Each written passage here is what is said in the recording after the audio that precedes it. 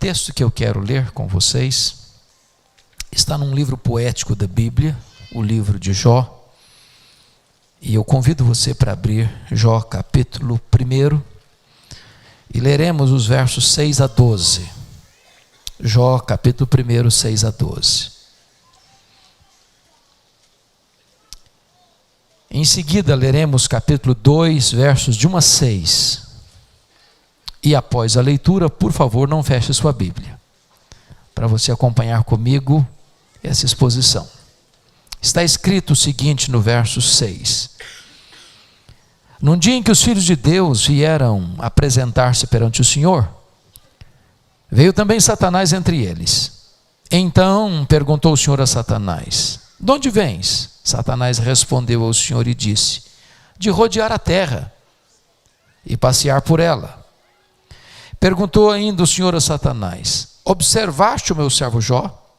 Porque ninguém há na terra semelhante a ele, homem íntegro e reto, temente a Deus, que se desvia do mal. Então respondeu Satanás ao Senhor: porventura Jó debalde ou inutilmente teme a Deus? Acaso não cercaste com sebe a ele, a sua casa e a tudo quanto tem? A obra de suas mãos abençoaste, os seus bens se multiplicaram na terra. Estende, porém, a tua mão e toca-lhe em tudo quanto tem, e verás se não blasfema contra ti na tua face. Disse o Senhor a Satanás: eis que tudo quanto ele tem está em teu poder, somente contra ele não estendas a tua mão. E Satanás saiu da presença do Senhor. Capítulo 2. No dia em que os filhos de Deus vieram apresentar-se perante o Senhor, veio também Satanás entre eles apresentar-se perante o Senhor.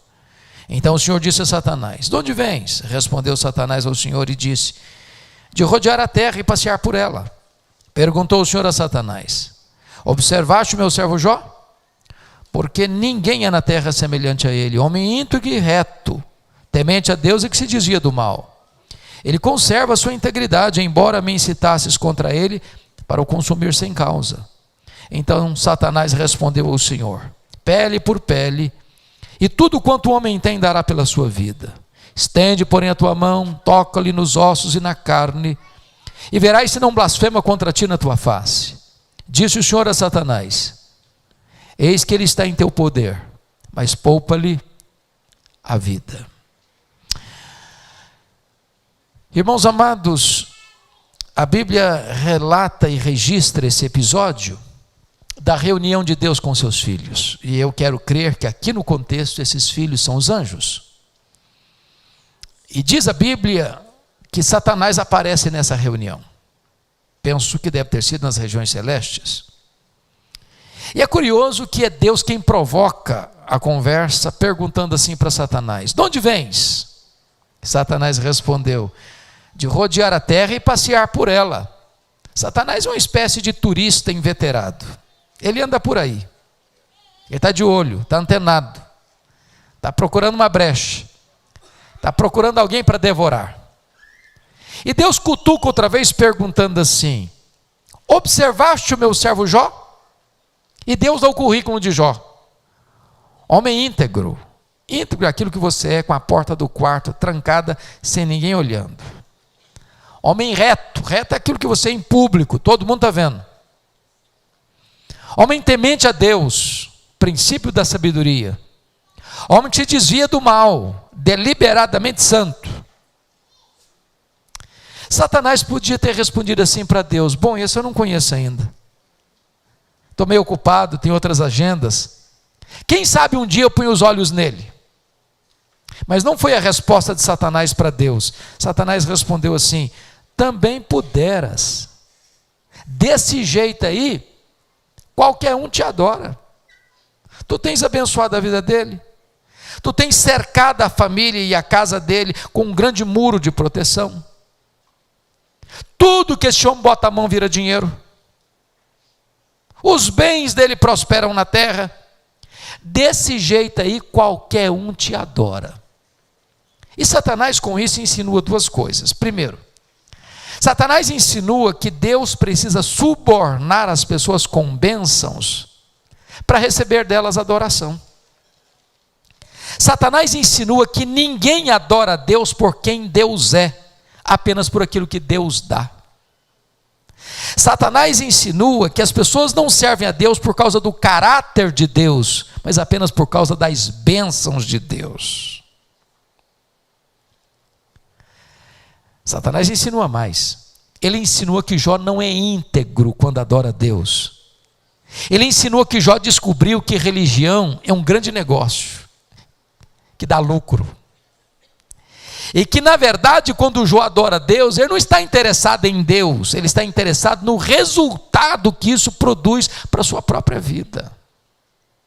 Então Satanás levanta duas teses. Primeira tese: ninguém ama mais a Deus do que o dinheiro. Segunda tese: ninguém ama mais a Deus do que a família. Satanás diz: toca no que ele tem. Toca no que ele tem. O que um homem tem?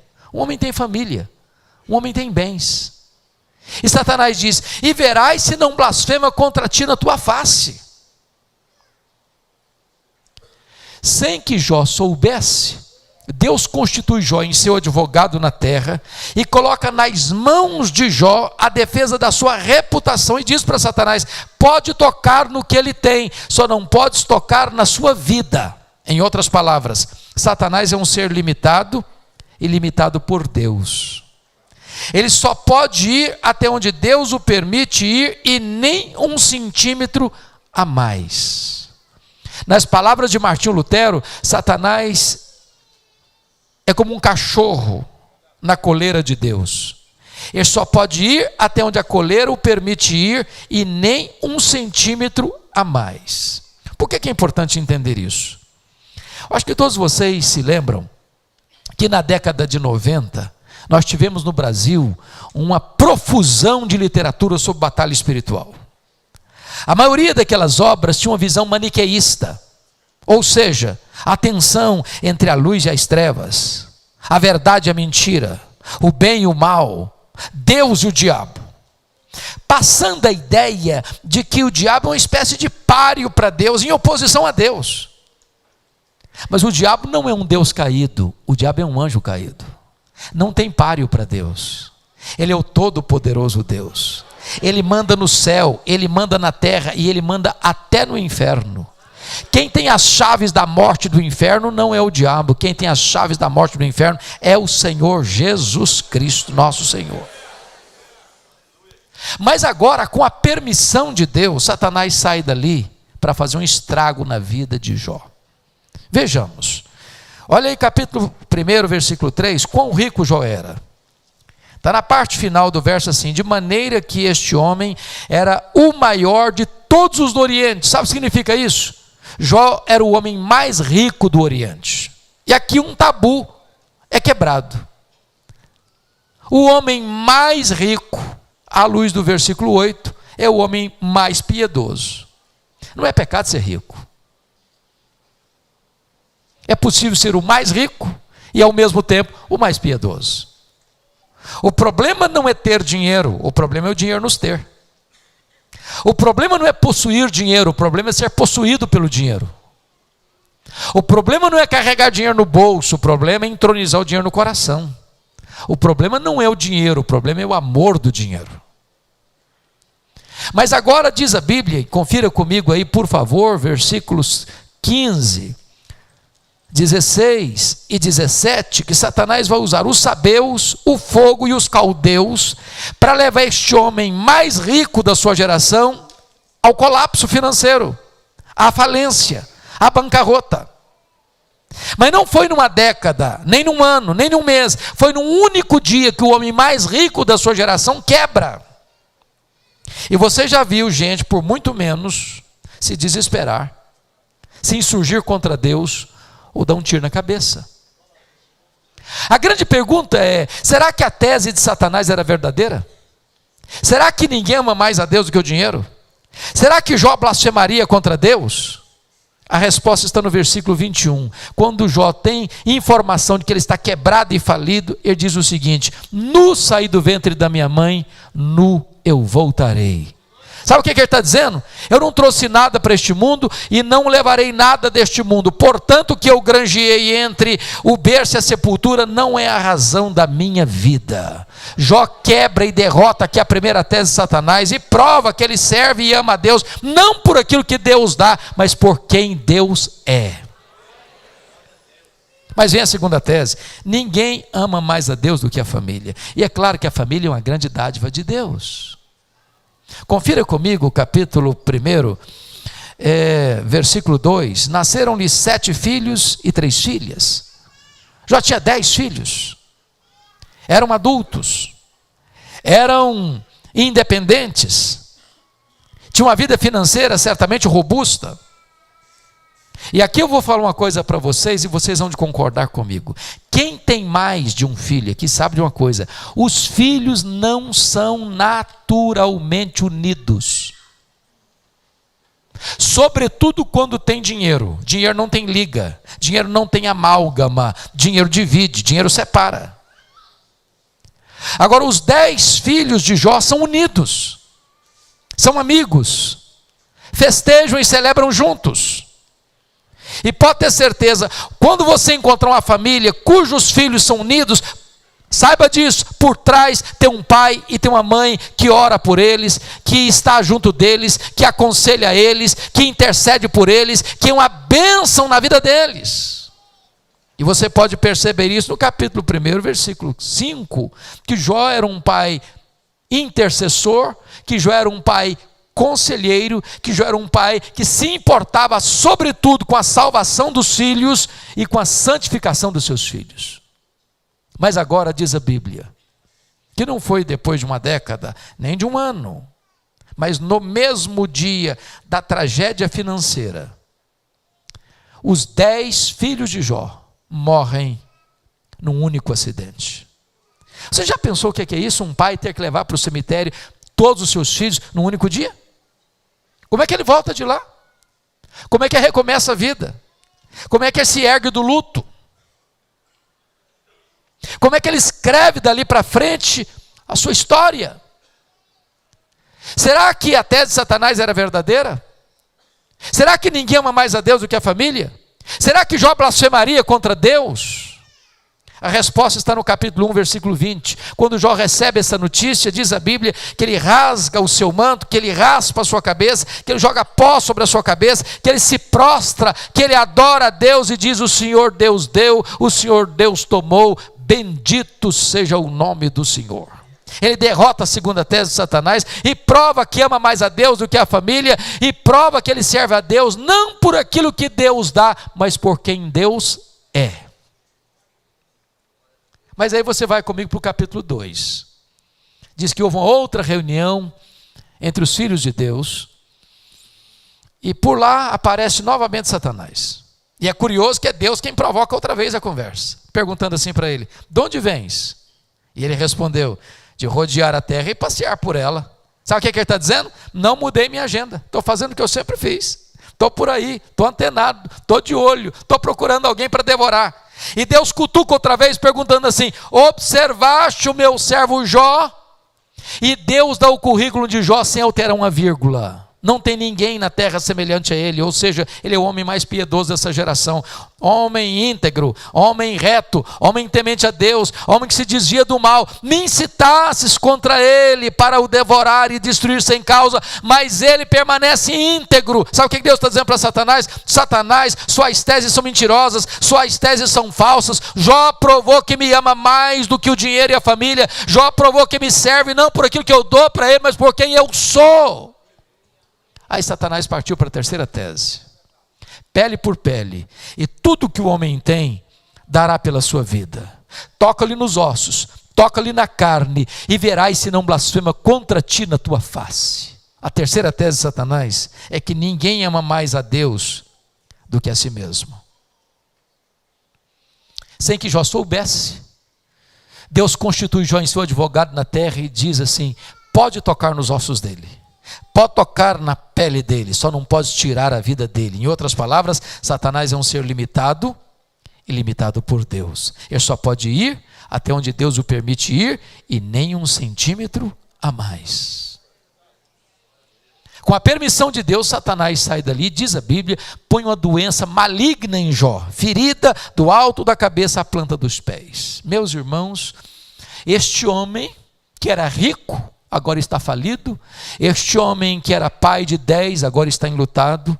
Este homem que tinha uma saúde maravilhosa, agora vira uma carcaça humana. Seu corpo fica chagado.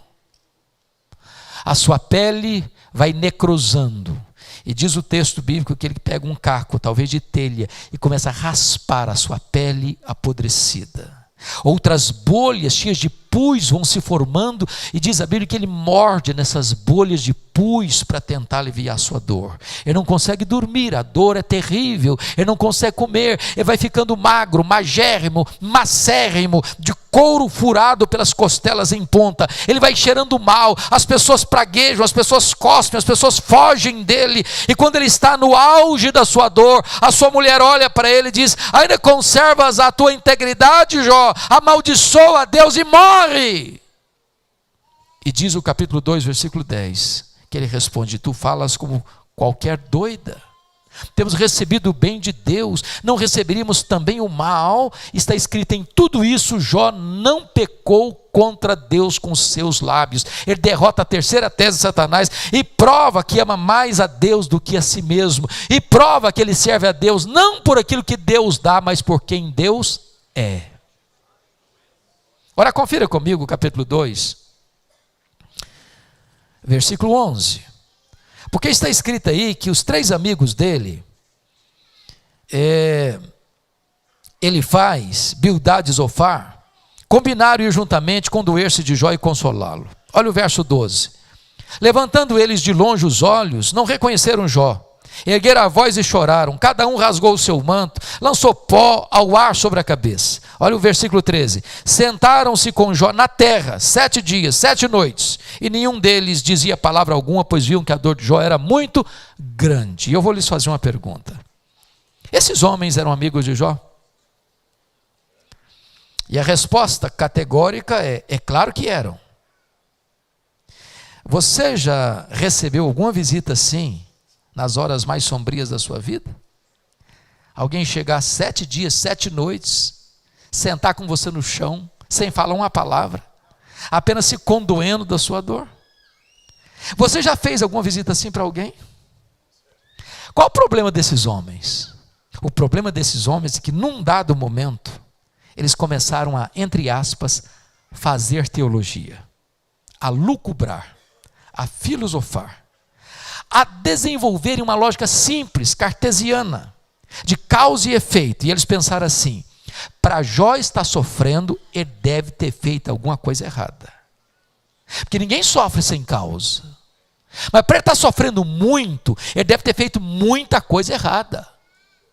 Mas eles não só pensaram, eles falaram. Mas eles não só falaram para Jó. E assacaram contra Jó os mais pesados libelos acusatórios. Chamaram Jó de ladrão, chamaram Jó de adúltero, chamaram Jó de louco. Falaram para Jó que Deus tinha matado os filhos dele porque ele era louco. Falaram para Jó que ficou rico porque ele explorou os órfãos e as viúvas. E eles foram cravejando Jó com as suas setas cheias de veneno. E eles foram massacrando Jó. E eles foram pisando em cima de Jó. Eles foram passando um rolo compressor em cima de Jó. E Jó ficou esmagado debaixo dos seus pés. O que Jó fez? O que você e eu faríamos. Ele se defendeu, se defendeu, se defendeu, se defendeu. E levantou aos céus 16 vezes a mesma pergunta: por que, meu Deus? Por quê? Por quê? Por quê? Por quê? Por que eu estou sofrendo? Por que a minha dor não cessa? Por que eu não morri no ventre da minha mãe? Por que eu não morri ao nascer? Por que os seios da minha mãe não estavam murchos de leite para morrer de fome? Por que o Senhor não me mata de uma vez? Ele levantou aos céus 34 queixas contra Deus. Sabe qual foi a resposta que Deus deu para ele? Total silêncio. Nenhuma palavra, nenhuma explicação, nenhuma luz no fim do túnel. Deixa eu dizer uma coisa para vocês: pior do que sofrer é sofrer sem explicação. Deixa eu dizer uma coisa para vocês. O silêncio de Deus grita mais alto nos nossos ouvidos do que o ruído mais barulhento das circunstâncias mais adversas. Se vocês estão percebendo, esse homem está sendo golpeado nas 5 áreas mais importantes da vida. Que áreas são essas? Primeiro, a vida financeira. Vocês hão de concordar comigo. Uma pessoa que sempre lidou com a pobreza enfrenta uma crise com mais firmeza. Mas alguém que viveu sempre no luxo, no fausto, quando perde tudo, não sabe o que fazer da vida. Esse homem que era o mais rico está quebrado, está falido. Segunda área, a área da saúde. Irmãos, ninguém está plenamente bem e feliz se o seu corpo está surrado pela doença. Se o seu corpo vira uma carcaça, um aborto vivo. Se há ferida da cabeça aos pés. Terceira área, o casamento. Preste bem atenção. Na hora que Jó mais precisou de apoio da sua mulher, ela disse para ele: morre, homem, morre, mas morre logo.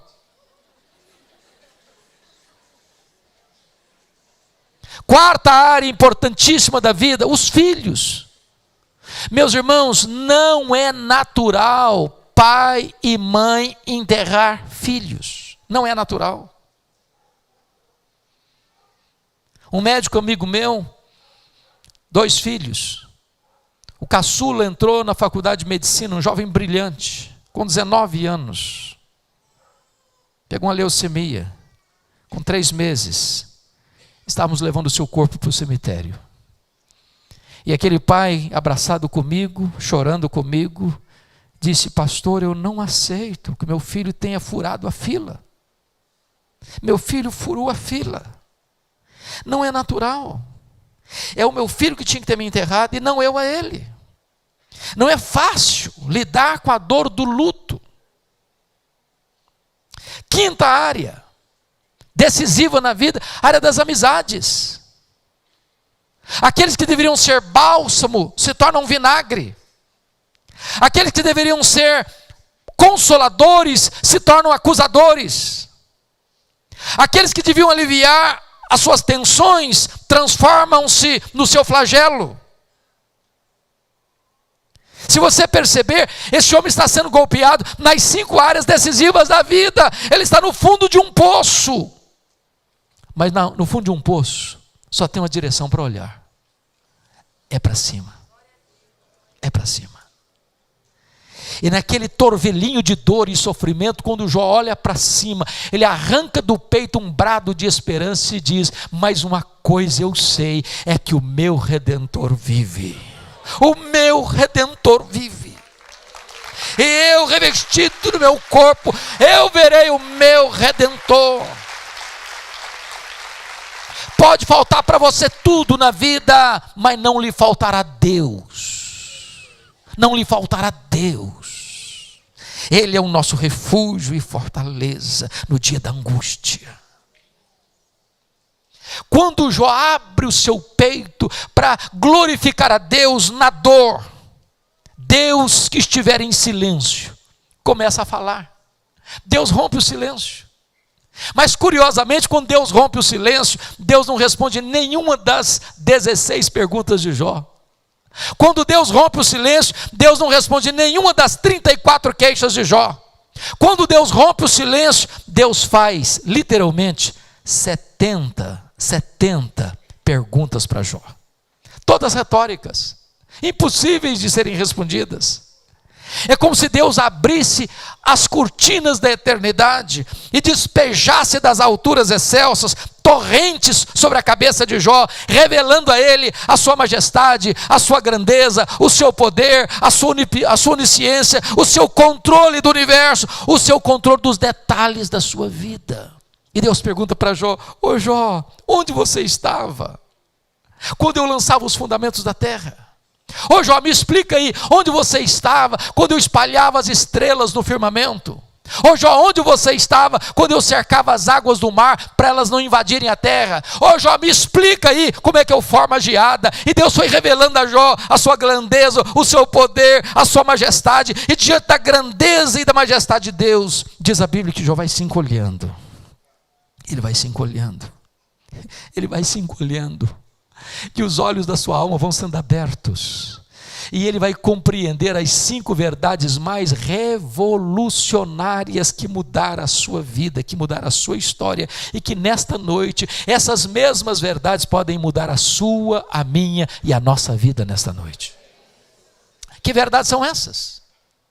Por favor, vá comigo agora para o capítulo 42. Ele revela e mostra para nós quais são essas verdades.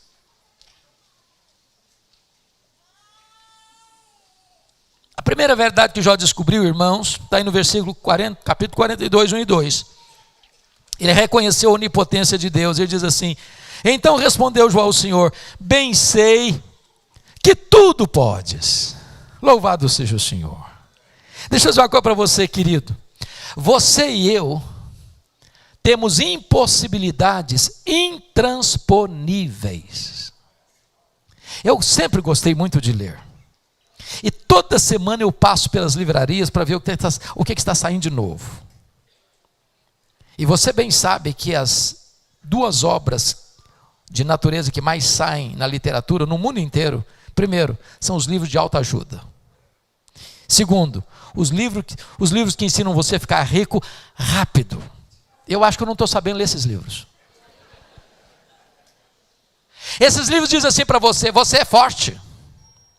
Você tem a força, você é um gigante, há poder nas suas palavras, basta fazer cócegas no seu interior, que se levantará daí um gigante. Sabe o que a Bíblia diz?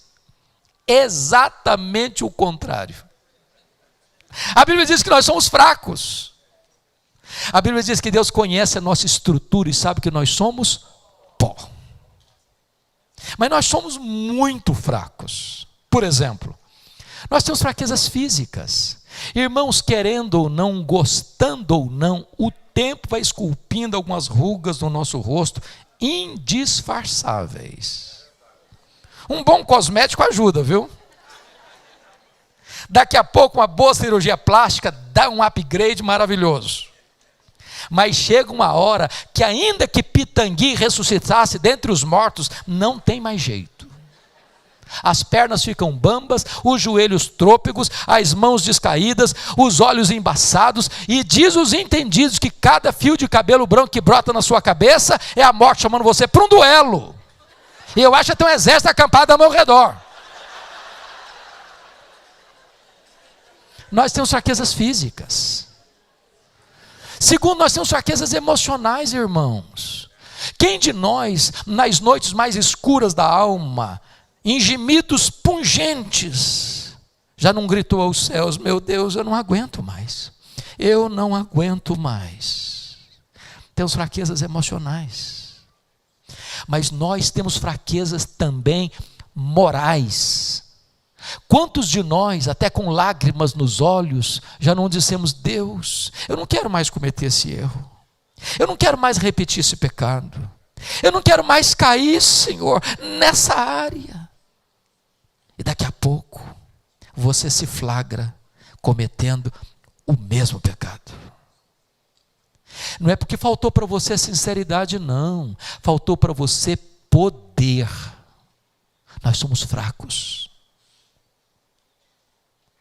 Mas ainda, em quarto lugar, nós temos fraquezas espirituais.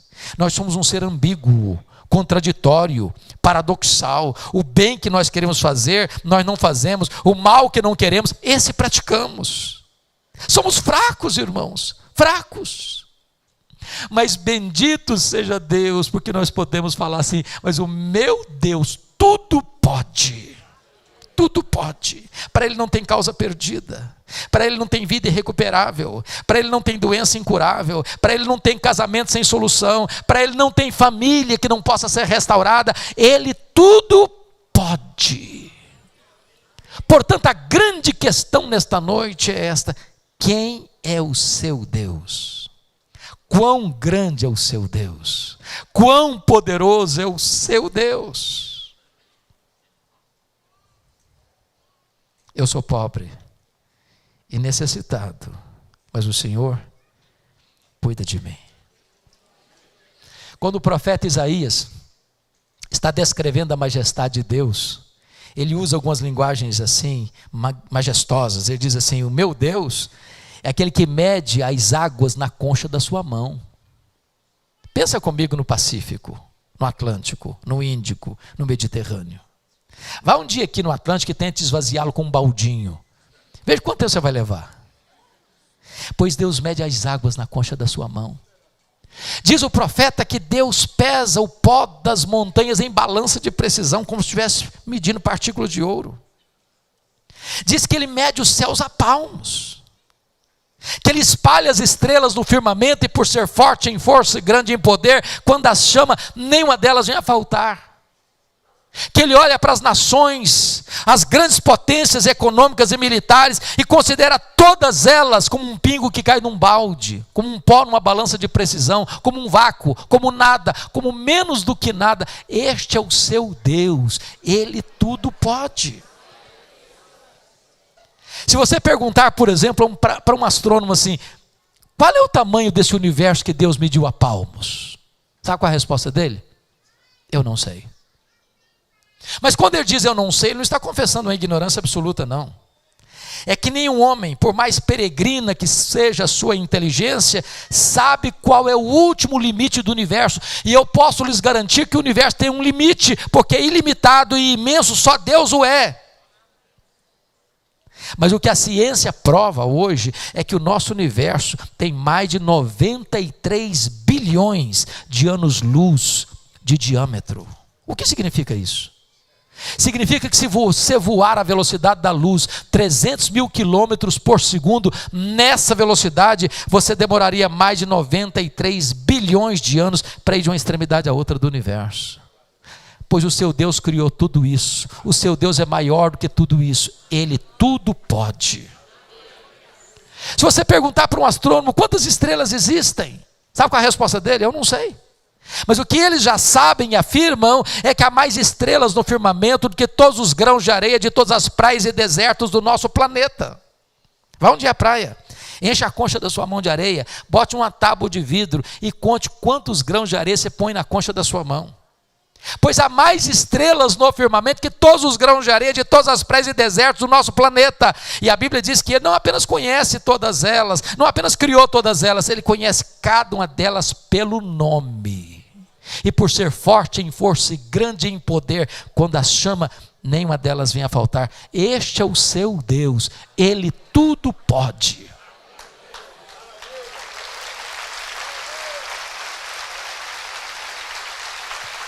Mas não é apenas o macro-universo que nos impressiona, não. A ciência no século XX começou a ficar impressionada com o micro-universo. Se você pegar uma folha, por mais tenra que ela seja, lá no seu quintal, essa folha é tão complexa quanto a cidade de São Paulo. Se você chegar em casa hoje à noite, pegar um ovo na geladeira e quebrá-lo numa frigideira, aquela gema de ovo é mais complexa do que qualquer máquina que o homem jamais inventou. O Dr. John Wilson, professor da Universidade de Harvard, uma das maiores autoridades em oftalmologia no mundo, diz que você e eu temos em torno de 2 milhões de fios duplos encapados em cada um dos nossos olhos, e se não for assim, haveria um curto-circuito e nós ficaríamos cegos. O Dr. Marshall Nirenberg, prêmio Nobel de Biologia, fez uma das mais fantásticas descobertas no século passado. Ele descobriu que você e eu somos um ser programado geneticamente. Ele descobriu que você e eu temos em torno de 60 trilhões de células vivas no nosso corpo. Ele descobriu mais, que em cada uma dessas células nós temos 1,70 m de fita DNA, onde estão gravados e computadorizados todos os nossos dados genéticos, a cor dos nossos olhos, a cor da nossa pele, o nosso temperamento. Se você espichar a fita DNA do seu corpo, você tem 102 trilhões de metros de fita DNA. Você tem 102 bilhões de quilômetros de fita DNA no seu corpo. Daria para dar diversas voltas no sistema planetário. O que é maravilhoso é que códigos de vida não se originam espontaneamente. Códigos de vida não se originam de uma explosão cósmica. Códigos de vida não se originam de uma evolução de milhões e milhões de anos. Códigos de vida foram plantados em você pelo Deus Todo-Poderoso, Criador dos céus e da terra. E esse Deus é o seu Pai. E Ele tudo pode.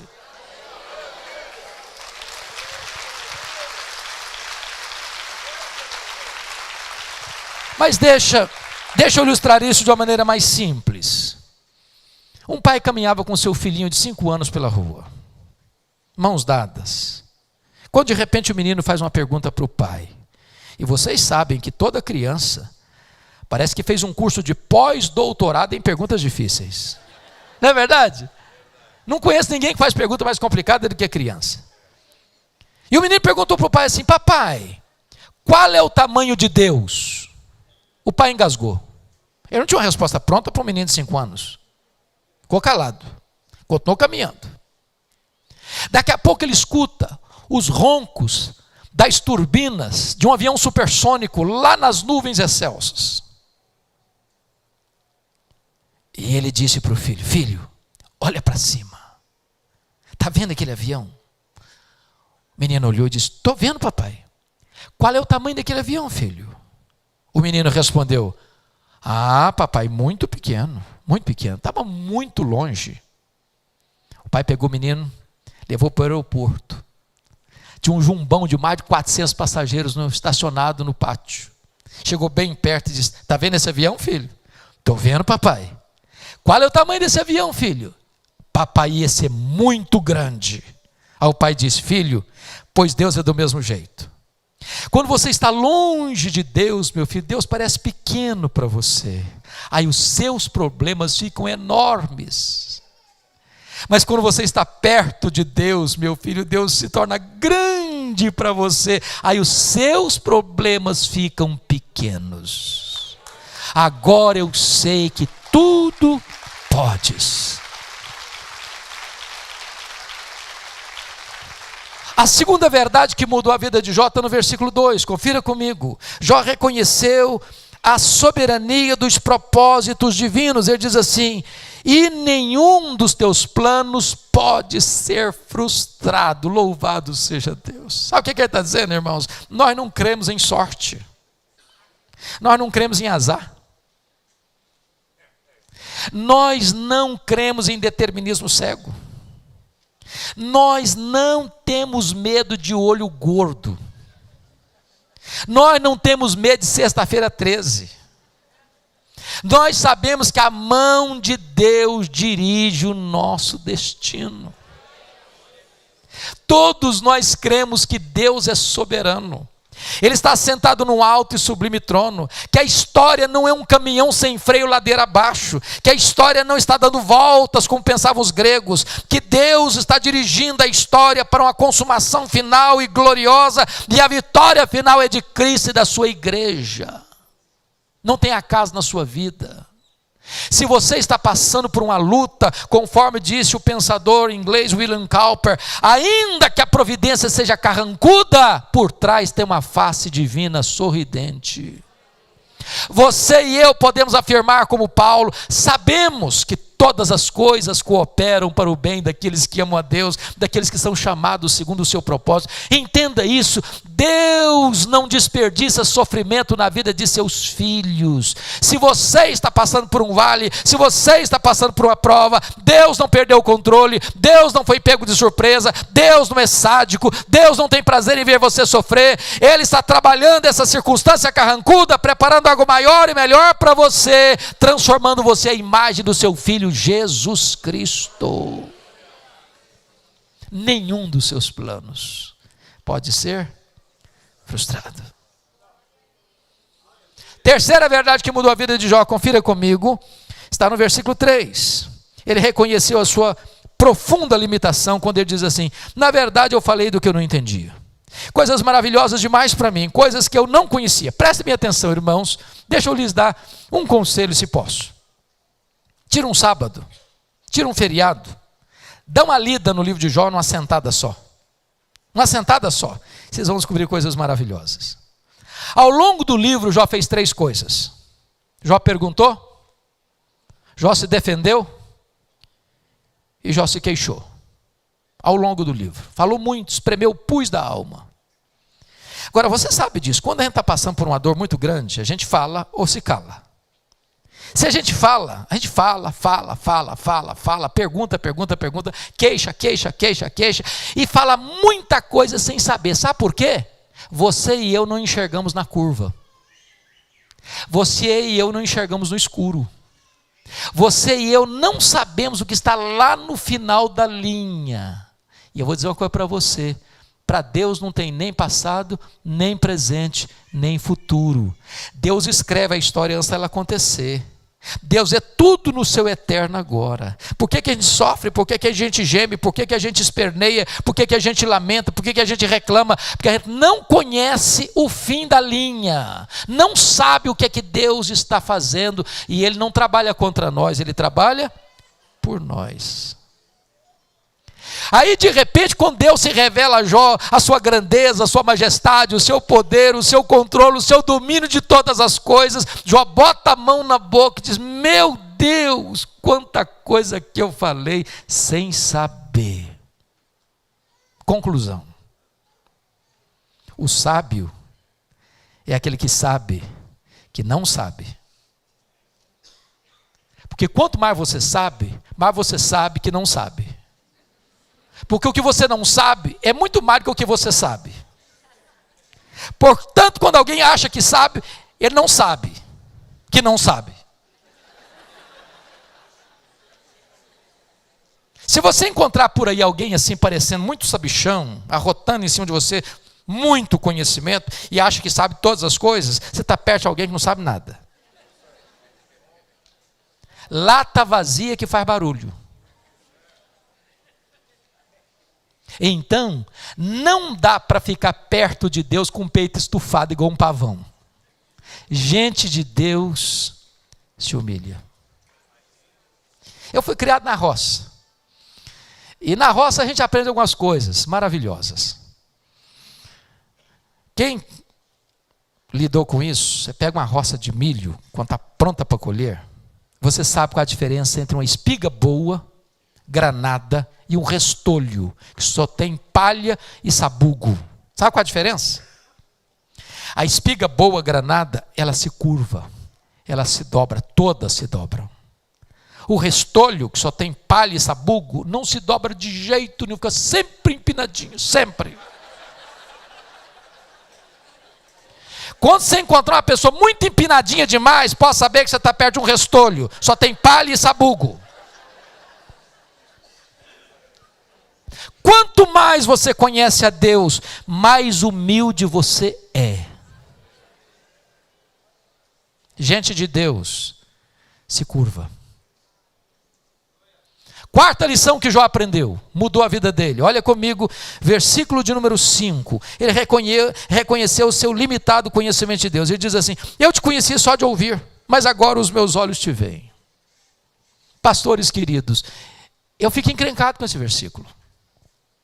Porque é muito difícil conciliar Jó 1,8 com 42,5. Porque Jó 1,8 foi Deus, não foi um amigo rasgador de seda, não. Foi Deus quem diz assim: não tem ninguém na terra semelhante a Jó. Homem íntegro, reto, temente a Deus, que se desvia do mal. Deus não tem uma opinião a nosso respeito, Deus tem o diagnóstico.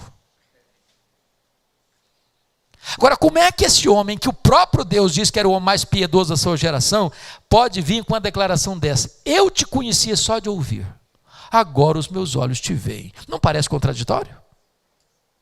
Como é que eu vou entender isso? Eu gostaria de explicar fazendo uma pergunta. Você conhece a Deus? Quanto você conhece a Deus? Quanto? Deixa eu ilustrar. Tinha um cidadão, brincando agora, acho que ele era mineiro, nunca tinha visto o mar. Um dia ele disse assim: eu quero conhecer o mar. Aí fez uma viagem para o litoral. Quando ele viu o mar, ele ficou tão entusiasmado que ele soltou uma exclamação: agora eu conheço o mar. Aí se aproxima dele um marujo, com a pele tostada de sol e sal, por viver nas procelas do mar, e disse assim para ele: pois eu também conheço o mar. Qual a diferença entre eles? Você conhece a Deus? Quanto você conhece a Deus? Lá em João capítulo 17, versículo 3, diz que a vida eterna é esta: conhecer a Deus e a Jesus Cristo, a quem enviaste. A própria essência da vida eterna, a própria essência do céu é conhecer a Deus.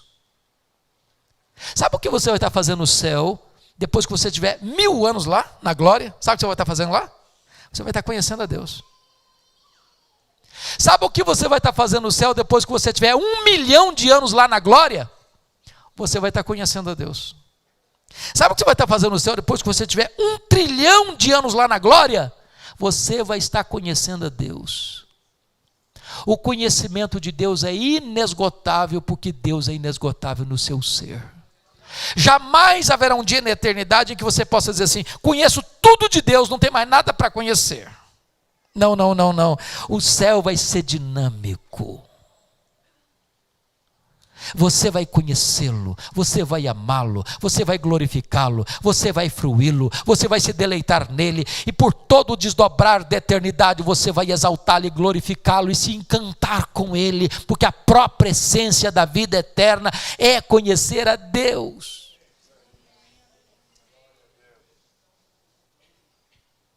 A Bíblia diz que nós estaremos lá com um corpo novo, semelhante ao corpo da glória do Senhor Jesus.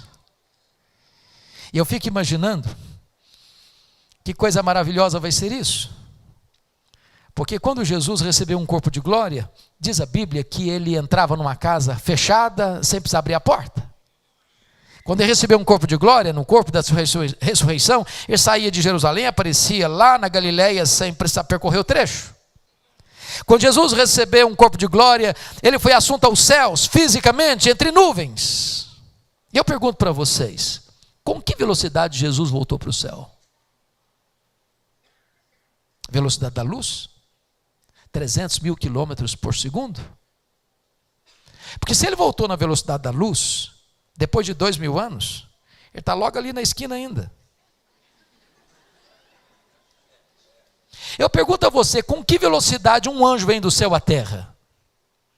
Quando Jesus estava no Getsêmani, ele disse para Pedro: bota essa espada na bainha, porque se eu precisasse de ajuda, eu rogaria ao Pai, ele me mandaria mais de 12 legiões de anjos. Quantos são 12 legiões de anjos? 72 mil anjos. Com que velocidade eles viriam? No estalar de dedos. O que significa isso? A Bíblia diz que nós vamos ser como os anjos. Não no sentido que não teremos um corpo, mas viveremos na mesma dimensão. Nós vamos habitar novos céus e nova terra, onde habita a justiça. E nós estaremos com Ele para sempre, glorificando, reinando com Ele, nos deleitando nele, conhecendo a Ele, amando a Ele, servindo a Ele. Deixa eu dizer uma coisa para você. Se você não gosta de trabalhar, você está encrencado. Porque nós vamos trabalhar lá. Agora pense comigo, acho que foi Albert Einstein quem disse isso. Nesse corpo nosso que fica cansado, surrado, caquético, a gente faz coisas tão lindas. E dizer que nós não usamos sequer 10% da nossa capacidade. Agora você já parou para pensar o que nós não faremos com um corpo 100% turbinado pela glória de Deus? Quanta coisa linda que nós vamos fazer lá! Pois bem, nós viveremos dessa maneira por toda a eternidade. Fazendo o quê?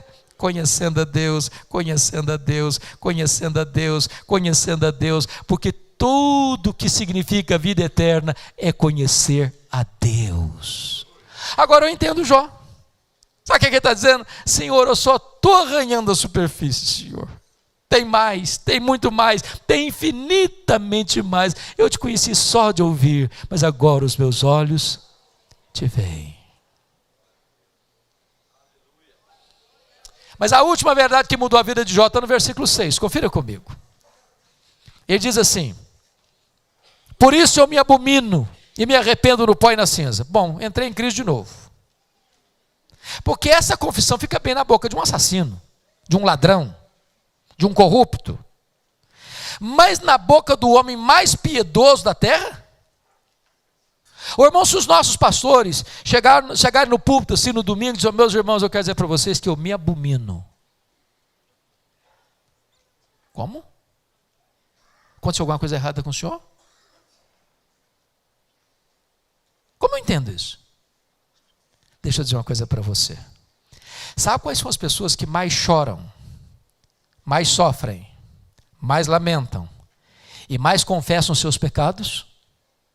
Não são as pessoas que mais pecam, são as pessoas que mais perto de Deus andam. Quem anda longe de Deus nem consciência de pecado tem, nem sofre pelos seus pecados. Eu ilustro. Eu estava pregando, pastor Carlos Alberto, no Hospital Cruz Azul aqui em São Paulo, num culto de final de ano. E a capelã do hospital me procurou e disse, nós passamos uma dor muito grande, um sofrimento muito grande essa semana aqui. Eu falei, o que foi? Ela me disse, chegou uma moça com hemorragia severa, acompanhada dos pais. Quando o médico foi examinar a moça, ele disse assim, essa moça acabou de ter um bebê. A moça protestou, doutor, o senhor está enganado, eu não estava grávida. Os pais disseram, não, doutor, o senhor está enganado, nossa filha não estava grávida. O médico percebeu a jogada e disse, pois essa moça acabou de ter um bebê. E me traga o bebê, senão denuncio o caso. 6 horas depois chegou um bebê morto, dentro de uma caixa de isopor. Nenhuma culpa, nenhuma tristeza, nenhum senso de pecado. Porque quando a pessoa está longe de Deus, ela nem reconhece que ela pecou. Mas não é possível você estar diante daquele que é santo, santo, santo, sem dizer, ai de mim, Senhor, ai de mim, Senhor. Então preste bem atenção nisso. Quando você encontrar alguém que sempre parece o herói, sempre o mais santo, sempre o mais piedoso, sempre tecendo elogios a si mesmo, sempre rasgando seda para si mesmo, pode ter certeza, você está perto de uma pessoa que está longe de Deus. Que quanto mais perto de Deus você está, mais quebrantado você fica. Mais quebrantado você fica. Mas aí, meus amados, chegamos no verso 10, que é a essência, o núcleo e a síntese desse livro. O que é que está escrito no versículo 10 aí? Mudou o Senhor a sorte de Jó quando ele chorava pelos seus amigos. E o Senhor lhe deu o dobro de tudo quanto antes possuíra. Então, deixa eu fazer uma perguntinha bem simples aqui. As pessoas falam mal de você, filho? Ou você já está naquela fase da vida que ninguém mais fala mal de você? Hã? Ainda falam? Hã? O que é que você sente quando alguém fala mal de você? Você fica feliz? Dá pulo de alegria, fica gostoso isso, que delícia, glória a Deus, estão falando mal de mim. É assim que você reage? O que vocês acham que Jó sentiu quando os seus amigos disseram assim, ô Jó, você é louco? Deus matou seus filhos porque você é louco. O que vocês acham que Jó sentiu quando seus amigos disseram assim, você é um ladrão, você é um adúltero, você roubou os órfãos e as viúvas? Vocês acham que ele ficou feliz?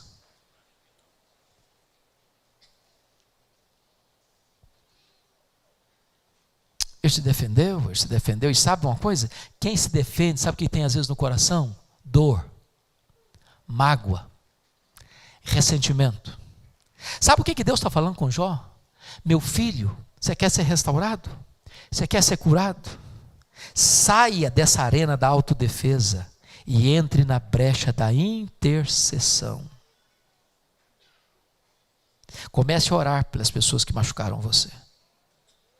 Comece a orar pelas pessoas que feriram você. Comece a orar pelas pessoas que acusaram você. Sabem por quê? Você não consegue orar por alguém e ter mágoa dela ao mesmo tempo.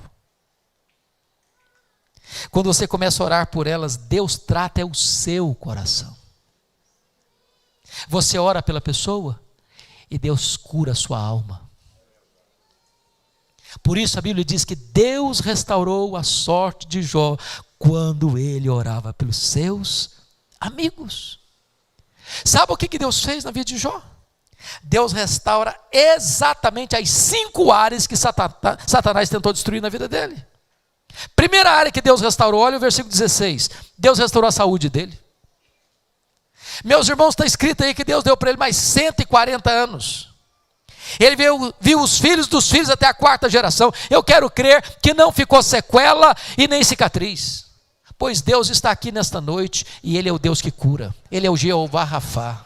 Para Ele não tem doença incurável. A última palavra não é da ciência, a última palavra não é da medicina, a última palavra é do Deus vivo. Ele é o Deus da restauração. A segunda área que Deus restaurou, meus irmãos, foi a área financeira. Olha comigo aí o versículo de número 12.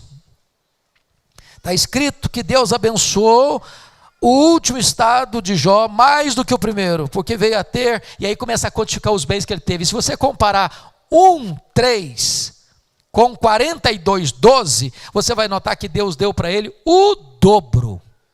Pois eu quero dizer para você nesta noite que Deus está aqui, Ele é o Deus da restituição.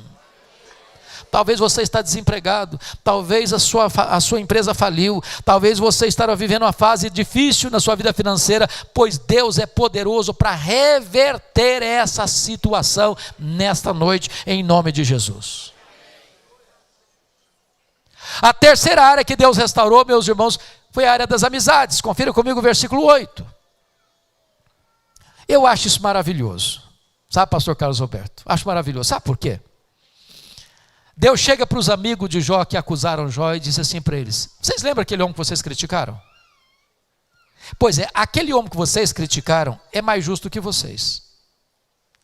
Então vocês vão ter que ir lá naquele homem que vocês criticaram, para aquele homem orar por vocês. Porque eu vou escutar a oração daquele homem que vocês criticaram, para restaurar vocês. Sabe o que Deus está fazendo aqui? Honrando Jó. Honrando Jó. Então deixa eu dizer uma frase aqui. Se você esquecer tudo que eu preguei nessa noite e se lembrar dessa frase, me dou por satisfeito.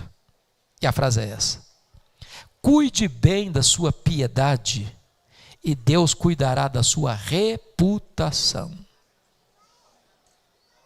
Você não tem que se defender, você tem que andar com Deus. Porque quando você anda com Deus, Deus honra você, e as pessoas que criticaram você vão ter que voltar a você e mudar de opinião a seu respeito. Deus restaurou Jó, Deus restaurou os amigos de Jó. A quarta área que Deus restaurou foi o casamento. Não diz a Bíblia que Jó casou com outra mulher, então quero crer que foi com a mesma. Agora, eu queria que vocês pensassem só um pouquinho comigo, com a cabeça de um brasileiro agora. Só um pouquinho. Pensa comigo agora. Quando Jó estava numa magrela, a mulher dele olhou para ele assim: morre, ó, morre, mas morre logo. Agora o Jó está curado, cheio da grana, no topo da pirâmide. O que vocês acham que Jó faria se ele fosse um brasileiro?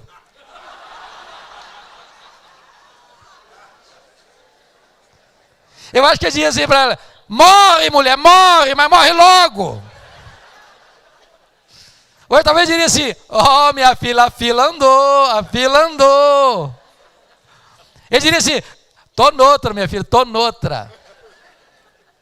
Deixa eu dizer uma coisa para vocês: Deus não faz a obra pela metade. Deus cura. Deus pega os cacos e faz um vaso novo. Deus é o Deus da restauração. Com Deus tem esperança para o casamento. Com Deus tem recomeço para o casamento. Com Deus não tem causa perdida. Algum tempo uma mulher chegou para mim e disse assim: pastor, eu estou me divorciando. Eu tomei um susto. E olhei bem para ela assim: como é que é o negócio? Eu estou me divorciando, entendeu? Falei: você está fazendo o quê? Estou me divorciando. Falei: mas por quê, filha? Ela diz assim: secou. Entendeu? Secou. Está claro ou precisa botar a legenda? Eu perguntei: secou, filha? Ué, mas então tem esperança. Você não leu na Bíblia lá que Deus fez a vara seca de Arão florescer? Pois Deus faz o que está seco aí florescer no seu coração. Ela me fuzilou com o olhar e disse: o senhor está ficando maluco, pastor? Eu estou falando para o senhor que morreu, está claro agora? Falei: morreu, filha? Ué, mas então tem esperança? Você não leu na Bíblia lá que Jesus ressuscita os mortos? Pois ele ressuscita o que está morto aí no seu coração. Ela disse: pastor, o senhor pirou, o senhor não está entendendo nada. Eu estou falando para o senhor que acabou, que não tem mais nada, acabou. Entendeu agora? Falei: acabou, filha? Oh, mas então tem esperança? Você não leu na Bíblia lá que Deus chama a existência as coisas que não existem? Ele pode chamar a existência até o que não tem mais aí. Você não vai divorciar agora não. Você vai orar comigo 1 mês. Depois você volta aqui, nós vamos conversar. Passado 1 mês ela voltou. Ela disse: pastor, acabou a vontade de divorciar. Deus está mudando a minha alma, o meu coração. Tem esperança para o nosso casamento. Com Deus tem esperança.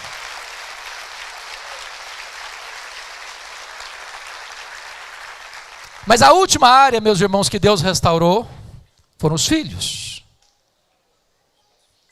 Confira comigo aí o versículo 13. No capítulo 1, versículo 2, diz que Jó tinha 7 filhos e 3 filhas. No 42, 13 diz que também teve outros 7 filhos e 3 filhas. Bom, mas se Deus deu tudo em dobro, se Jó tinha 10 filhos, quanto eu devia ter agora? 20. Bom, então não foi tudo em dobro. Mas pense comigo só um pouquinho mais. Quando morre uma ovelha lá no pasto, você perdeu uma ovelha. Mas quando morre um filho, você não perdeu um filho. Como aquele pai que voltava do cemitério depois de sepultar o seu filho, um amigo se aproxima e disse assim: meus pêsames, meus sentimentos, eu soube que o senhor perdeu o seu filho. E o pai respondeu com o rosto banhado de lágrimas: não, eu não perdi meu filho. Você perde alguém quando você não sabe onde ele está, com quem ele está. Eu sei onde o meu filho está, eu sei com quem o meu filho está. O meu filho está no céu, o meu filho está com Jesus. Eu não perdi o meu filho. Jó agora tem 10 filhos na terra, Jó agora tem 10 filhos no céu. Deus restaurou e restaurou plenamente. Este é o seu Deus, este é o nosso Deus, é o Deus da restituição e da restauração. Que grande Deus nós temos, que grande Deus nós temos.